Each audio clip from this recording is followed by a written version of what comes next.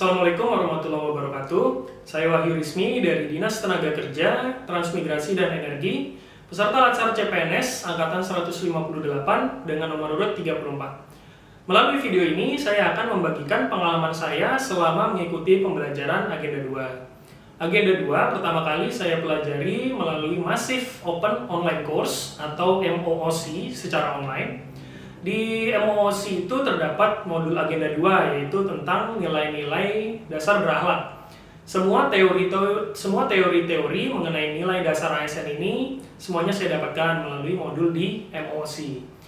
Melalui MOOC juga saya menjadi paham bahwa nilai dasar ASN berakhlak itu terdiri atas berorientasi pelayanan, akuntabel, harmonis, kompeten, loyal, adaptif, dan kolaboratif. Jadi ada 7.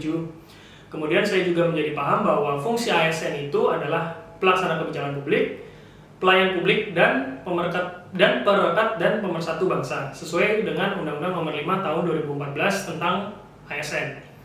Hal-hal yang tidak saya pahami adalah dikarenakan pembahasan modul hanya mengemas teori-teori saja serta definisi, saya menjadi kesulitan untuk membayangkan penerapan core values ini di dalam kehidupan sehari-hari. Sehingga yang saya lakukan selanjutnya adalah mencari contoh-contoh penerapan ini dari sumber lain, seperti dari YouTube atau makalah teman-teman CPNS sebelumnya. Setelah selesai mengikuti pembelajaran di MOOC dan menyelesaikan post-testnya, Agenda 2 ini kemudian diteruskan pembelajarannya melalui e-learning. Dalam e-learning, tutor untuk Agenda 2 di kelompok saya adalah Bapak Radit Teguh Handalani. Nah, sebelum memulai e-learning ini, Bapak Radit terlebih dahulu mereview kembali secara singkat apa-apa saja yang telah kami pelajari di Agenda 1, seperti teknik tapisan isu APKL dan USG. Kemudian ada juga Fishbone dan lain sebagainya.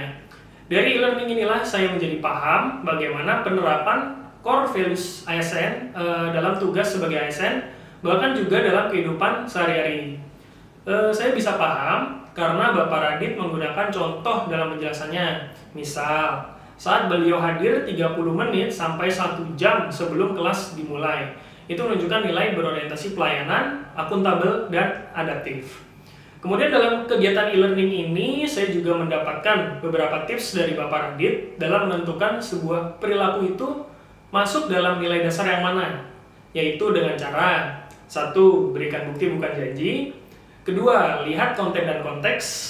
3. Ingat ilmu air yang selalu mengikuti wadah. 4. Sertai dengan kalimat afirmasi. Kemudian kode etik atau perilaku diikuti juga dengan kata kunci. Dari e-learning ini juga saya paham bahwa esensi utama dari kegiatan Latsar CPNS ini ada di Agenda 2. Yaitu bagaimana kami sebagai ASN mampu menerapkan nilai-nilai berakhlak dalam setiap tugas dan fungsi yang kami jalankan. Terus terang saya memiliki kendala saat mengerjakan tugas membuat rancangan penerapan nilai-nilai dasar berakhlak. Hal ini karena saya kesulitan dalam mengkaitkan nilai berakhlak dengan tahap kegiatan yang saya buat. Saya mengatasi ini dengan bertanya kepada Bapak Radit ketika kelas berlangsung. Penjelasan beliau dengan tips-tips yang sudah saya jelaskan sebelumnya membuat saya menjadi lebih paham. Kemudian saya juga mendapatkan pemahaman mengenai bagaimana menyusun kegiatan dan tahapan kegiatan. Untuk menyusun kegiatan harus ada input, proses, output. Yang kedua selalu berawalan PAN, misalnya perencanaan, penyusunan, pelaksanaan, dan lain sebagainya. Yang ketiga adanya unsur-unsur manajemen, minimal mencakup 4. Yaitu planning, organizing, actuating, dan controlling. Sementara tahapan kegiatan sendiri adalah rincian aktivitas dari kegiatan.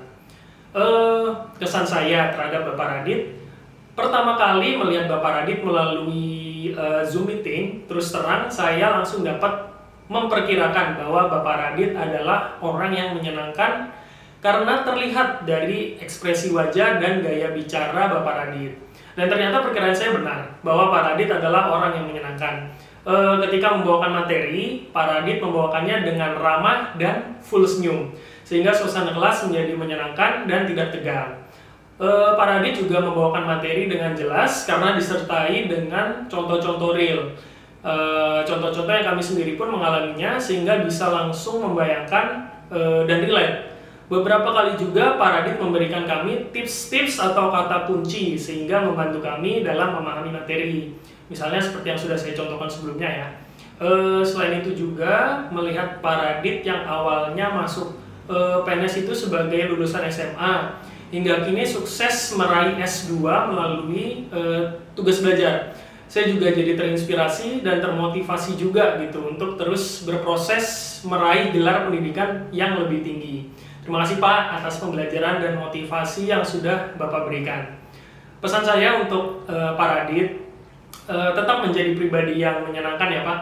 Tetap memberikan materi dengan suasana yang serius tapi santai. Karena dengan suasana yang seperti inilah materi bisa kami serap dengan sebaik-baiknya. Apalagi Bapak mencontohkan dengan kondisi yang benar-benar nyata, tidak teoritis dan tidak terpaku pada textbook. Sebagai penutup, saya jadi teringat dengan kata-kata Pak Radit bahwa kalau cita-cita hanya sebatas lulus Latsar dan jadi PNS, itu pendek banget cita-citanya. Ada kutipan juga dari Bung Karno yang berkaitan juga dengan kata-kata Pak Radit. Gantungan cita-citamu setinggi langit. Jika engkau jatuh, engkau akan jatuh di antara bintang-bintang. Kira-kira seperti itu. Jadi targetkan cita-cita kita setinggi mungkin. Sekalipun nanti kita gagal, kita tidak gagal pada sesuatu yang biasa-biasa saja. Sesuatu yang semua orang pasti bisa gapai. Oke, itu saja dari saya. Sekian dan terima kasih. Wassalamualaikum warahmatullahi wabarakatuh.